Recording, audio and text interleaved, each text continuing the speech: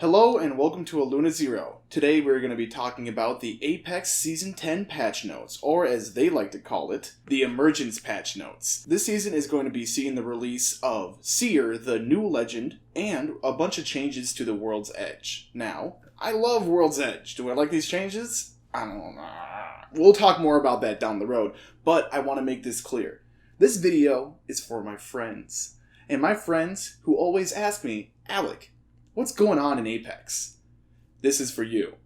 And if you want to be my friend, drop a like on the video. Help a brother out. And also appreciate it if you were subscribed. Hint. Now, my friends, let's go ahead and dive right into everything we got going on here with the Season 10 patch notes, along with a new weapon and changes to the loot pool. First up, we're going to talk about Seer. Seer is the new legend brought to Apex Legends that seems to have a moth background. He actually is the freshest character to the lore of the game, but doesn't have a huge impact to the background of it, unlike other characters for, say, Revenant. This is something that the developers actually said they wanted just to bring in as a interesting character that we'll learn about, rather than someone that's been so impactful to the lore. He's interesting. I think he's a very well-designed character. I like that he's got this whole dancing motif rather than an action motif. And I think he's got a really cool look, honestly. Fun fact, his hat and that large brim are not part of the hitbox. His head is the hitbox. Something I learned. Now let's talk about Seer's abilities. Seer has his passive, which allows him to see heartbeats when he ADSs. This works within, I believe, a 75 or 80 meter range. They keep changing it 75 or 80. I can't confirm what it actually is. I'm sure there's a way to confirm it, but yeah. ADSs, it'll show the range that it goes out to, and it will have a little reticle that is orange that will point around to where the enemy is going to be. This is going to be kind of like a free tactical bloodhound kind of thing, but it's only for him. But once he uses that heartbeat sensor, he can use his Q, or tactical, which is going to be focus of attention. That's where he sends the micro drones out of his chest in a 75, 80 foot beam that they described as a one person kind of thing. No, in the gameplay it's huge. But it will interrupt, does 10 damage, and will mark the enemy. Along with what I believe will leave footsteps. I'm not 100% sure. I know his ultimate does, but I think his tactical does. We'll learn tomorrow. Or today. When did I release this video? His ultimate is called Exhibit, where he uses the same micro drones that we see in his tactical, but it actually covers a area range. Doesn't say exactly what the range is. It's probably going to be that 80 that he's been talking about. To use his ultimate, he throws it out like Horizon does her ultimate, and then it activates and will scan all enemies in the area that are running or shooting their gun. If you stop moving, you can't be seen. But if you're moving, you're leaving footprints and you are marked. I personally think this sounds really strong. I think it's a lot of free wall hacks. It's like a consistent Bloodhound scan, which is already really strong. Not sure how to feel about Seer. I honestly think Seer is going to get nerfed into the ground a lot like Horizon did on her release. But, only time will tell. I think he's an interesting legend. I do like that Respawn is releasing strong characters. Fuse was fun on release, but God, he was the weakest legend I think has ever been dropped, right next to Rampart when she originally dropped.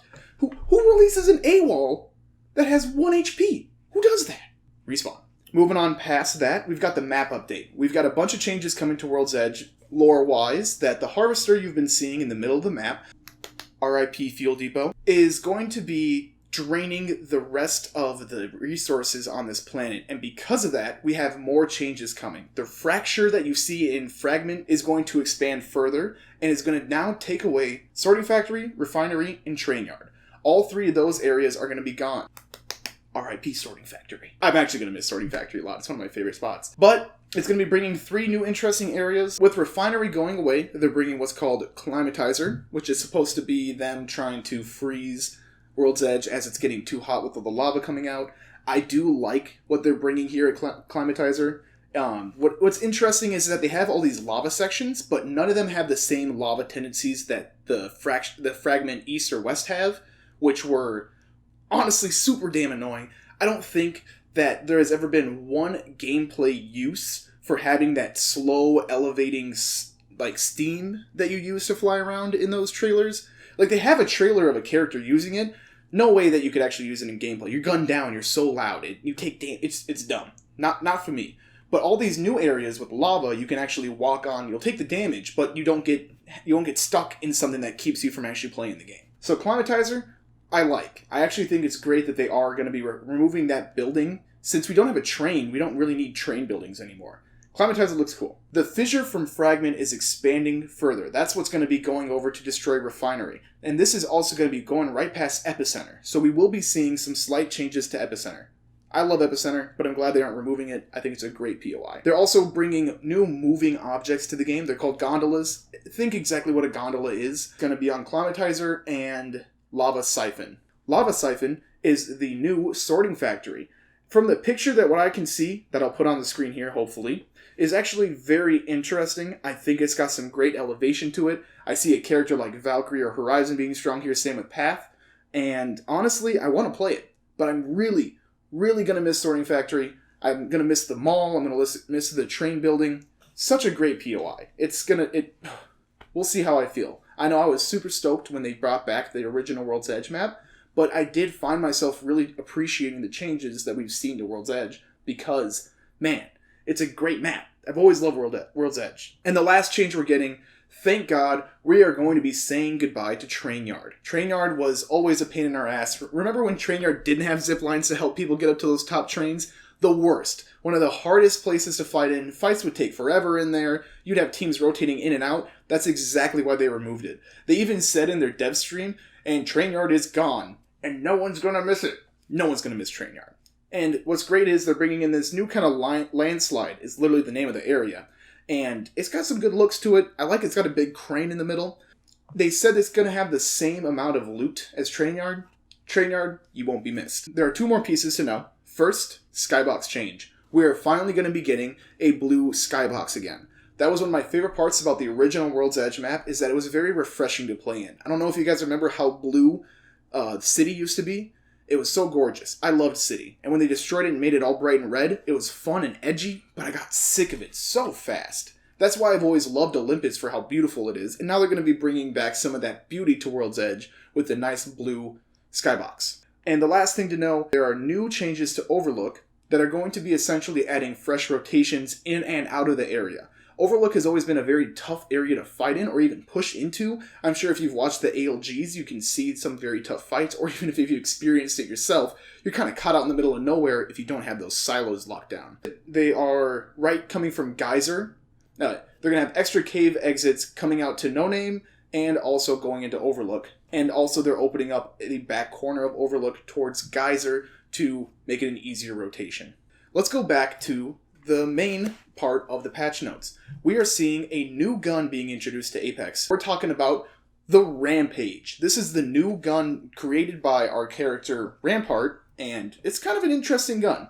What's funny is that all the people beforehand said this was going to be a light LMG. No, it's a heavy LMG. And they're removing the Spitfire from the loot pool to put this gun in the loot pool. It's more of a mid-range gun as it has high damage but slow firing rate, but it charges just like the Sentinel, but instead of using shield cells, it uses a thermite. And once you put the thermite in it, it needs to shoot a couple bullets. They call this the ramp-up time. And once it's ramped up, it can fire very quickly, destroy doors, and melt your team enemies? I don't know. If it melts bad guys, then that's cool with me. I'm interested to try it out. They said mid-range, close range only if you amp it up. We'll see. Hopefully the hipfire isn't dumb on it. We should go into the next part of the guns. Let's just stay guns here. So the weapon meta is changing with the introduction of the Rampage. We are removing the Spitfire and putting that into the care package. And we are taking out the Prowler. So the Prowler is going to now be on the loot floor. You're welcome, everybody. I know you're excited to see that. One piece to know is that the Select Fire is not being reintroduced this season. So the Prowler is now going to be a burst gun only. They did mention some slight tweaks to how fast it can burst fire, but it's essentially the care package weapon? I don't know. They didn't mention anything in here about nerfing bullet damage. It sounds strong. It sounds very strong on the ground. I think we're gonna see Prowler nerfs mid-season or maybe even a quarter way through the first half. Like, I see this backfiring on that. Just like when they released the bow check, that was really strong. They also are taking the alternator and putting that into the care package, which I found is a very interesting choice because now we're reducing the amount of light guns in the loot pool. Right now there are more heavy guns than there are light guns, and then energy guns are after that. interesting thing going on over there too. But I don't know how I feel about that. You know, I guess with another SMG on the floor, Prowler might even that out, but we've got a lot of heavy guns, and they're going to eat a lot of the ammo. The interesting part about the alternator being in the care package is that now it has disruptor rounds, and the disruptor rounds are not as strong as the Season 2 disruptor rounds. Tears everywhere. It will actually do 40% more damage. I believe Season 2 did 50% more damage, and that was some shit. Let's be honest. Hop-up changes. We are going to be saying goodbye to anvil rounds. Don't let the door hit you on the way out. You're too strong. You were never necessary. You made everyone not even want to pick up a marksman rifle because their 301 or flatline did just as much, if not more. Let's be real. Flatline with anvil rounds, kind of broken. Especially if you had like a Rampart AWOL. Oh my god. Those are too good. No. Why did they get brought back?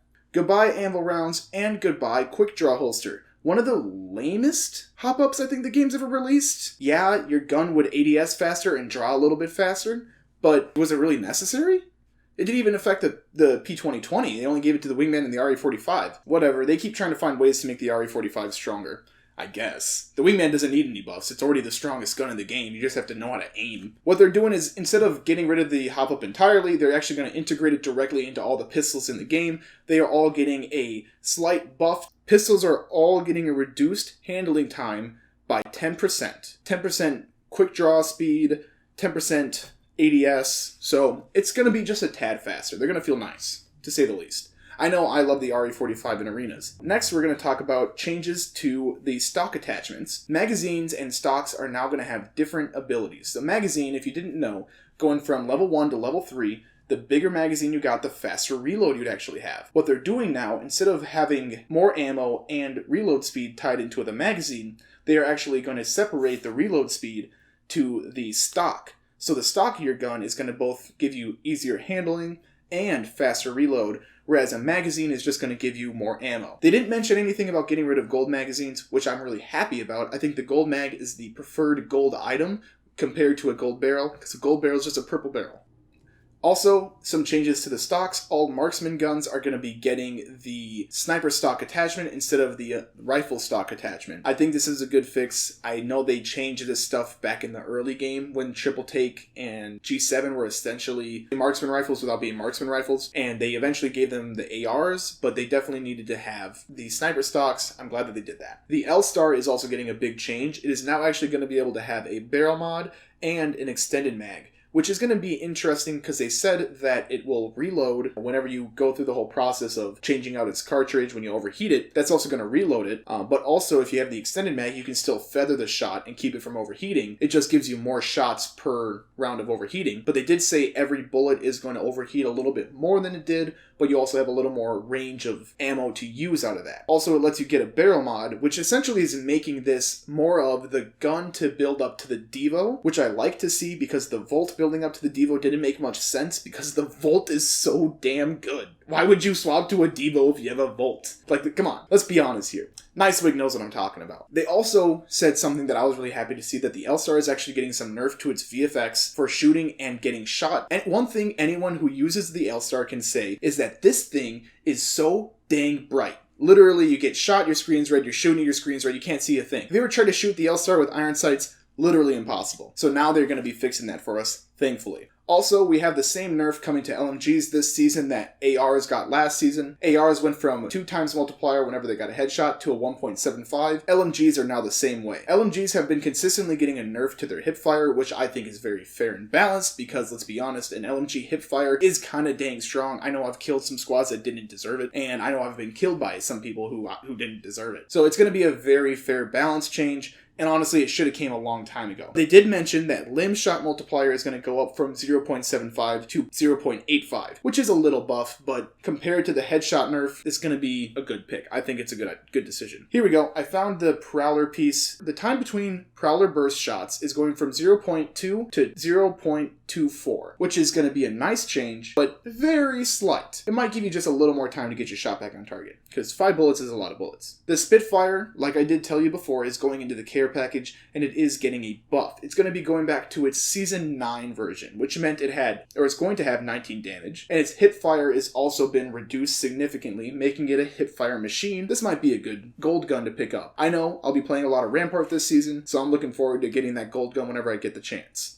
Yeah, the only thing I'm seeing here about the alternator is that it is getting disruptor rounds, and disruptor rounds can only be found on the alternator. You can't use it on anything else, but that was kind of expected. You're really going to bring disruptor rounds to the RE45?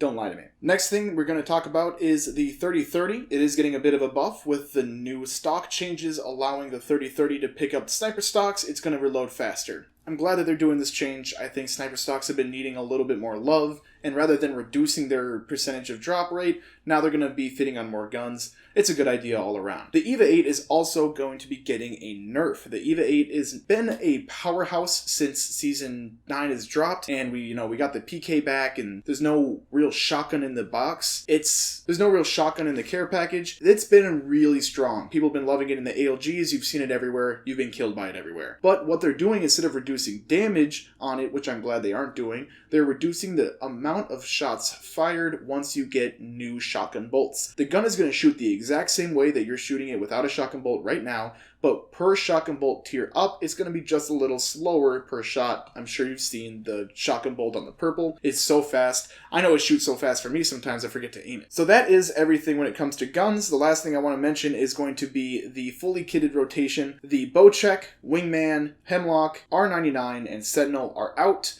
The Peacekeeper, the RE45, the Flatline, the Rampage LMG, and the Charge Rifle are in. PC boys rejoice. Next, we're going to talk about what is releasing gameplay-wise. We're going to be getting Arenas Ranked. So I know a lot of people were really excited about this when Arenas dropped. I'm glad they gave us a season to play around with Arenas before we started diving into Ranked. And what's interesting about this Ranked system is that there's not going to be any kills or going to get you extra RP or anything like that. This is going to be a lot more like a siege situation where you play 10 rounds, and depending on your 10 rounds, that's where you're going to place. And once you play from there, the more you win, the higher you rank. The more you lose, the lower you rank. It's going to have the same tiers of bronze, silver, gold, platinum, diamond, Masters, Predator, and it's also going to have D-ranking. So if you do trash and you're playing like trash, or you're playing with trash kids who are holding you back, find a new team. Stop clowning around with your friends. Get good. They also are bringing a new badge, 1 to 5 badge about if you've won this many games in a row. I know I won 5 games in a row on drop, but I haven't had the streak like that since. So, are you going to give it to me, Respawn, or do I have to work for it again? They're also adding a new ping for you guys if you're ever tired of your teammates running to their death. I see every one of my friends looking at me right now. Can you please stop? It's going to be a new hold-up option. Essentially telling your team, yeah, we see a team over there, let's just not dive. Also, some changes to the heirloom store. You can see your heirlooms better. I hear you Wraiths still don't have your heirloom.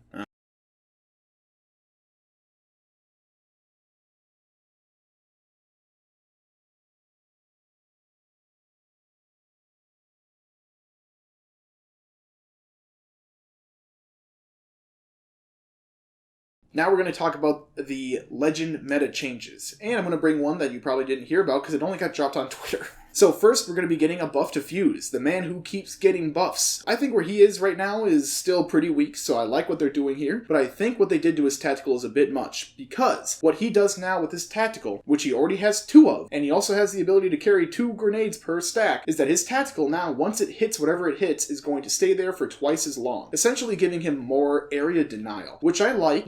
I've used Revenant's ability for area denial, but Fuse's ability can stick on people, and it does a decent amount of damage when it gets a stick. So I'm pretty worried on how powerful that's going to be, because it's pretty easy to stick people with the Fuse ability, in my opinion. The ultimate, his Mother Load, is getting a buff as well. Instead of being just a big ring of fire, it's a big ring of fire that scans your enemies now. I think this is a good buff because his ring of fire is so hard to see through. It never really could capitalize on killing people unless you had really good high ground on them, but people are so easy to get out of the ring of fire or just take the damage and find somewhere to heal. It never really was useful. So the scan on this I think is a good idea, but we'll see see how well it plays. I mean, we have to see more fuse mates in the first place for it, so we'll see. Horizon is getting a buff, thank God. We've all been thinking the same thing. She's definitely a little on the weaker side. Her ult is still strong, but we don't see nearly as many of her as before. And that's because her elevator got so heavily nerfed. What they've done now, they've increased her speed on the elevator and ability to move around. It's not as good as it was on Season 8 release, but it is better than it is right now. So Horizon mains, pick your girl back up. Revenant is going to be getting changes to his death totem. As we all know, he has been extremely powerful, especially with the Octane jump pads, which we'll get to. And what we're finding now is that his Revenant ability, once it's running out, people who are fighting against them will get an audio and visual cue to know when they're about to run out of their death totem. So if you do enough damage, wait it out, then break their shields and kill their health, they'll be a little bit easier targets, but you still have to survive the time that they're in the totem. Also, once they get sent back to their totem, they have a brief slowdown. So if you were perfectly waiting to pounce somebody when they get sent back on the totem, you're gonna have an easier time shooting them. It's not described exactly how long, they said brief. Caustic is also getting a buff. They're increasing his smoke, which I think is a good fix. I mean, his smoke hasn't been very scary to me personally. It's just always been an annoyance. But now what they're doing, they're adding his multiplier again to damage, which I think was a very powerful thing he had at first. But what they're doing now, instead of it being 5, 6, 7, 8, it goes 5, 5, 6, 6, 7, 7,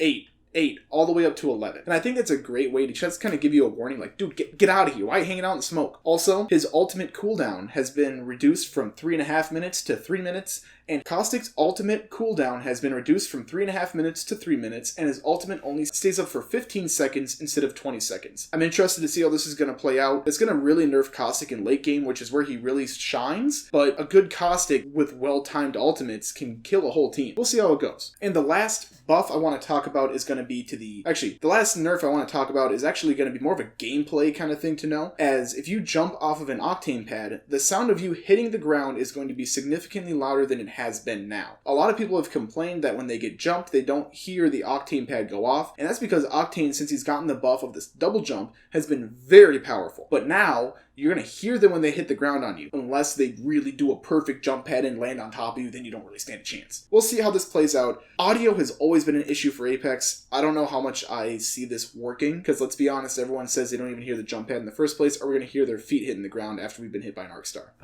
We'll see. We'll see how it goes. Another thing that everyone is going to complain about, or at least I've been seeing complaints on Twitter and things already, is that there was no buff to Watson and there was no buff to Crypto. Please, let me tell you, I have mained both of these people. I love Crypto. He is strong. He is very powerful. You just have to know how to time yourself in and out of the drone. Stop asking for a buff. If you want a buff, remove the fact that his EMP slows the teammates. If that is removed, he is back to being extremely powerful. He doesn't need to automatically deploy his drone. His drone is so powerful, you just have to know when to and when not to use it. Stop being bad. Watson doesn't need a buff. You guys are all wrong. Her fences are powerful. They slow and do 15 damage, and if you have your ultimate, you not only have the half a HP per second heal buff, but when you have your ultimate out, she heals so fast. It's amazing. And you get all 12 of your fences within the minute of it being out. She is so strong. Stop playing aggressive with her, play the ring, and use her fences. I promise you, you'll win more games than you think. Just use the fences. She has a great hitbox. She might have the smallest hitbox in the game now since Lifeline got nerfed last season. She's so good. Duh! If they buff her, I don't even know what they could do. I don't even know. Thanks for coming to that. Other changes are going to be to arenas and like how much guns cost. I'm not going to break that all down. The patch notes will be in the description here for you to go and click if you really want to look at the arena economy changes. That's not anything that's really affected me. They aren't really nerfing anything that I personally use. I'm usually a flatline or an RE45 user. Aside from that, we're seeing some arena changes for abilities. Horizon's only getting 1 elevator instead of 2. Mirage is only getting 2 decoys instead of 3. And Bloodhound can only use 2 scans while using Beast of the Hunt instead of 3. Also, one thing for you guys to know, once the new season drops, we'll be getting World's Edge for a week straight. And after World's Edge, we will actually have all 3 maps in rotation. You heard me right. All 3 maps. We'll have Season 10 World's Edge, we'll have Season 9 Olympus, and we will have Season 8 Kings Canyon. Right? Holy shit, Horizon dropped in Season 7. Wow. This game's been out for a long time. We have a lot of bug fixes as well. A lot of BS, losing your ability if you use it at a certain time people's arms getting in the way, voiceovers being bad, Pathfinder grapple, staying connected when people died apparently while using a Revenant totem. I don't know, I thought that was kind of weird. Nothing that really stuck out to me. I know that there were some crypto things I was really complaining about in arenas. I don't see them specifically saying they fixed it. I also didn't specifically report it to them. Maybe one day I will. I'll test it around. Aside from that, that is about it for the patch notes. Like I said, if you want to read the bug changes or the arena economy changes, feel free to take a look at the patch notes. But that's what I've got for you guys here today. It has been nothing but a pleasure telling you the changes to Apex, my friend. And I'm looking forward to telling you more. So, again, to be my friend, you gotta leave a like. Also, I'd appreciate it if you subscribed. And if you have any questions or if you want to talk to me about these notes, because as you can tell, I have opinions, especially about my boy and Watson, drop it in the comments below. I'm all about having an open conversation here. I'm also going to be on Twitter, pretty frequently talking about Apex, and I'll post my clips on there too. Feel free to follow me there. And keep an eye out for more content. I've got something really exciting to share with the whole YouTube and Apex community very soon here, and I want you guys to be the first ones to see it. It's going to be right there. We'll see you guys soon. Thanks for watching.